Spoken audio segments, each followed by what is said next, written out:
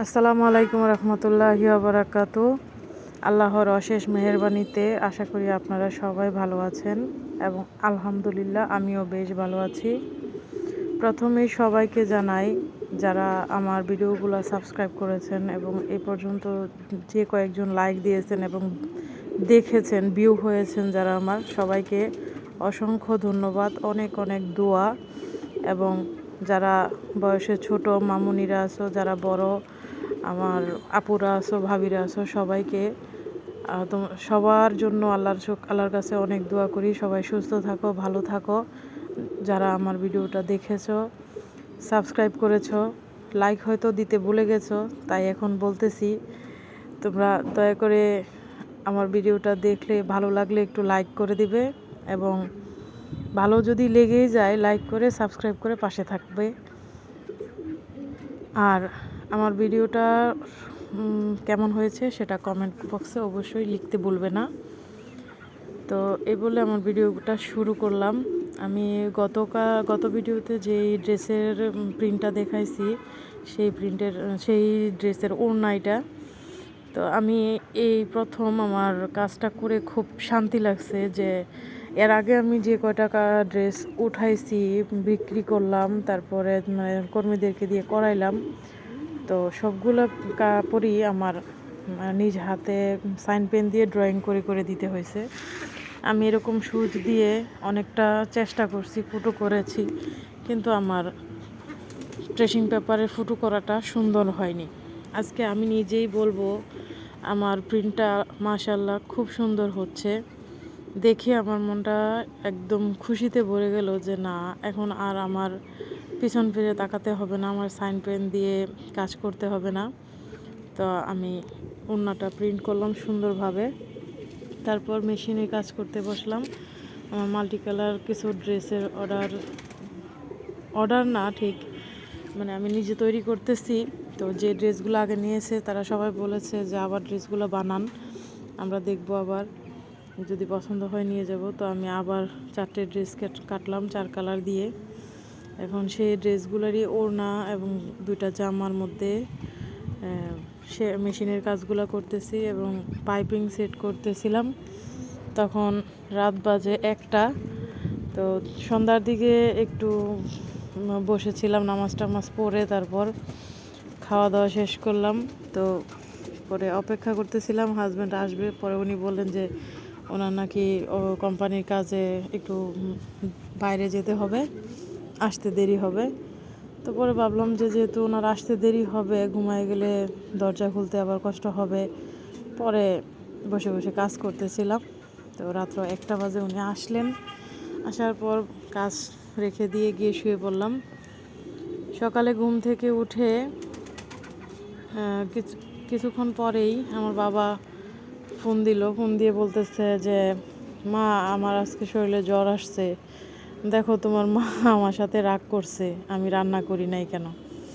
হ্যাঁ, আমার বাবা রান্না করতেছেন এখন। আমার বাবা সব পারেন।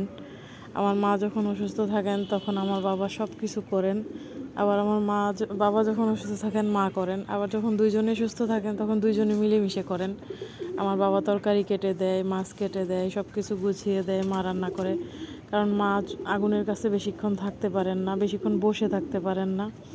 তো বসা কাজগুলো বেশিরভাগ বাবা করে দেন, আর হাত দাঁড়ানোর কাজগুলো করেন। আর যে কাজগুলো বসা অনেক সময় বাবা করতে পারেন না, সেগুলো মা করেন।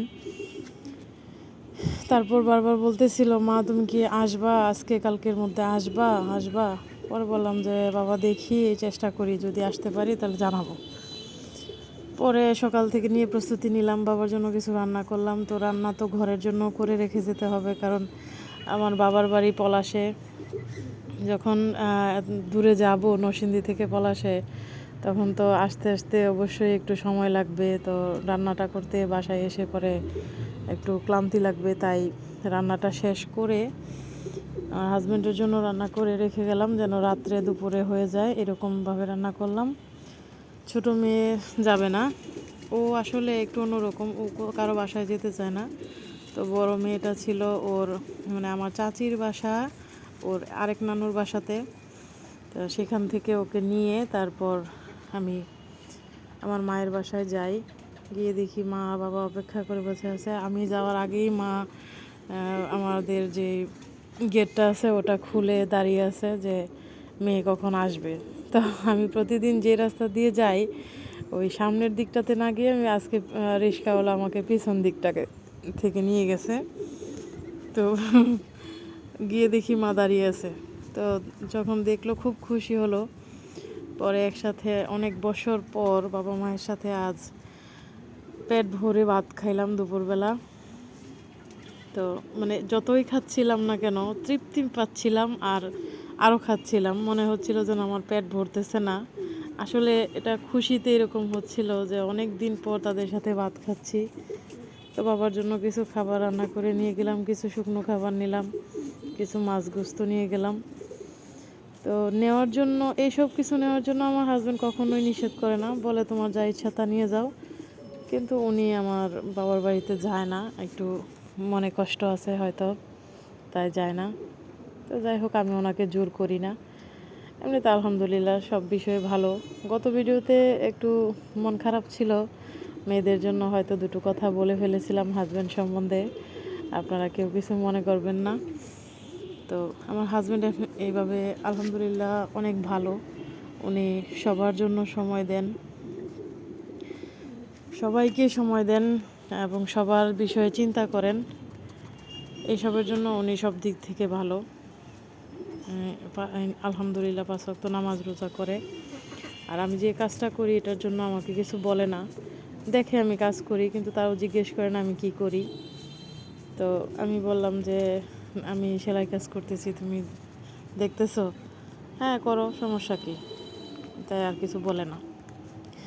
কিন্তু এটা যে আমার বিজনেস আকারে চলতেছে এটা উনি বুঝতেই পারতেছে না। তো আমিও এখন কিছু বলছি না, কারণ কেন যে চাচ্ছিলাম যে আমার বিজনেসটা যদি আলহামদুলিল্লাহ একটু বড় হয় আর একটু সেল বাড়ে এবং আমার কাস্টমার বাড়ে, আমার কর্মী বাড়ে, আমি একটু সফলতা আর একটু বেশি সফলতা দেখি, তখন ওনাকে বলবো যে দেখো আমি এইভাবে ঘরে বসে থেকে একটা কাজ করতেছি, তো তুমি কি বাধা দিবা এতে? আশা করি না বাধা দিবে। তারপরও ওইভাবে বলা হয়নি আর কি, যে আমি ব্যবসা করতেছি এটা বলা হয়নি। তো বলবো ইনশাল্লাহ। আর একটু আগিয়ে নেই, আপনারা সবাই আমার জন্য দোয়া করবেন। আর এ পর্যন্ত যারা এসে গেছেন তাদেরকে বলছি, আমার ভিডিওটা যারা ইউটিউব থেকে দেখছেন সাবস্ক্রাইব করে বন্ধু হয়ে পাশে থাকবেন, দয়া করে একটি লাইক দিয়ে দিবেন। আর যারা ফেসবুক থেকে দেখছেন তারা অবশ্যই লাইক ফলো দিয়ে পাশে থাকবেন, সাথে থাকবেন, দোয়া করবেন। তারপর মেশিনের কাজটা অনেকটুকু করলাম, একটা জামাতে একটু ঝামেলা করে ফেলেছিলাম। মাল্টি কালারের জামার মধ্যেই আমি জামার নিচের যে সাইডটা কাজ করব সেখানে আমি কি করেছি, মাঝখান দিয়ে কেটে ফেলেছি হাতার কাপড়টা মনে করে। পরে এটার মধ্যে আর একটা আলাদা ডিজাইন করলাম, মাঝখানে জলপাই কালার কাপড় দিয়ে ওটা জোড়া দিলাম এবং এটা আরেকটা কাটওয়ার্ক হবে মাঝখানে। এই যে এখানে মাঝখানে কাপড়টা জলপাই কালার কাপড়টা দিলাম, সেই কাপড়টাতে কাটওয়ার্ক হবে দুই দিকে। তো দেখতে আশা করি ভালো লাগবে। যেহেতু আমি কী বলবো যে টুকরা কাপড় দিয়ে কাজ করি, কেমন বলতে যে এই কালার সেই কালার নিয়ে কাজ করি, তো এটা টুকরা টুকরা কাপড় হয়ে যায়। যদিও আমি থান কাপড় কেটে কাজটা কমপ্লিট করি, কিন্তু করার সময় কাজটা আর থান থাকে না, এক একটা টুকরা হয়ে যায়। তো তাই এইভাবে ডিজাইনটা করলাম, আশা করি ভালো লাগবে। কাটওয়ার্ক হয়ে আসলে যখন প্রিন্ট করব আপনাদের সাথে অবশ্যই শেয়ার করব। আপনারা বলবেন যে আমার প্রিন্টটা কেমন হয়েছে এবং আমার ম্যাচিংটা কেমন হয়েছে। যদি আপনারা কেউ এরকম ড্রেস নিতে চান তাহলে আমার সাথে ফেসবুক মেসেঞ্জারে ইনবক্স করবেন এবং আপনারা আপনাদের মন পছন্দ কালার দিয়েও নিতে পারেন, যেভাবে চান সেভাবেই নিতে পারেন। আমি এইভাবে করছি, আমারটা যদি আপনাদের ভালো লাগে তাহলে এটাও নিতে পারেন। তো আমার ড্রেসগুলি যখন প্রিন্ট হবে এবং পুরো কমপ্লিট হয়ে আসবে তখন আপনাদের সাথে শেয়ার করব ইনশাল্লাহ। তারপর বাবার বাড়ি থেকে 4টা বাজে রওনা দিলাম বাড়ির উদ্দেশ্যে। বাড়িতে ফেরার পথে কুরিয়ার সার্ভিস অফিস থেকে আমার সুতা এসেছে ঢাকা থেকে। ছেলে কুরিয়ার মানে দোকান থেকে সুতা কিনে, বকশি বাজার না কি যেন বাজারটা, ওইখান থেকে সুতা কিনে কুরিয়ার করে পাঠিয়ে দিয়েছে। তো ওই সুতাগুলো নিয়ে আসলাম। তারপরে আস্তে আস্তে এমন দিন খারাপ করতেছে, বিদ্যুৎ চমকাচ্ছে, আবার বৃষ্টি হলো। তো আস্তে আস্তে আসরের প্রায় শেষ মুহূর্ত, 5:45 মতো বেজে গেছে বাসায় আস্তে আস্তে। তারপরে এসে কোনো রকমে হাত মুখ ধুয়ে উজু করে আসরের নামাজ আদায় করলাম। পরে একটু রেস্ট নিলাম, নেওয়ার পর মাগরিবের নামাজ পড়ে ছাদে আসলাম। ছাদে এসে দেখি খুব ঠান্ডা বাতাস, খুব ভালো লাগতেছিল, ঠান্ডা বাতাসগুলা খুব ফিল করতেছিলাম। তারপর আমার কবুতরের ঘরে গেলাম, কবুতরের বাচ্চাদেরকে দেখতেছিলাম। দেখেন আমার কয়েকটা ডিম আজকে ফুটেছে, বাচ্চা ফুটেছে, ডিম ফুটে। এই যে দেখেন কি সুন্দর, আজকে প্রথম বাচ্চা ফুটেছে। সকালে অবশ্য সময় দিয়ে দেখতে পারিনি যে বাচ্চাগুলো ফুটেছে কিনা। তো এখন এসে দেখি না, বাচ্চা ফুটেছে।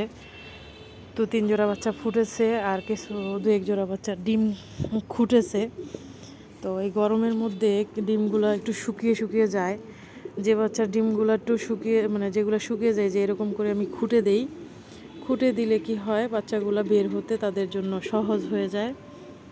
তো আমি প্রায় সময় না, সব সময় এই কাজগুলো করি।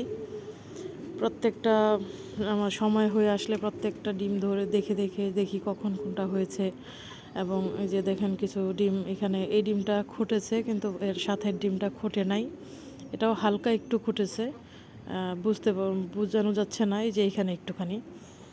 তো এরকম যে ডিমগুলো ফুটেছে সেগুলো একসাথে করে দেই, আর যেগুলো নিজে ফুটে নাই সেগুলো একসাথে রাখি। তাতে করে কি হয়, একই সময় বাচ্চাগুলো আসে, এক সমান বাচ্চাগুলোকে কবুতর বাবা মা খাওয়ায় এবং এক সমান বড় হয়। এই যে দেখেন এখানেও 1 জোড়া বাচ্চা ফুটেছে।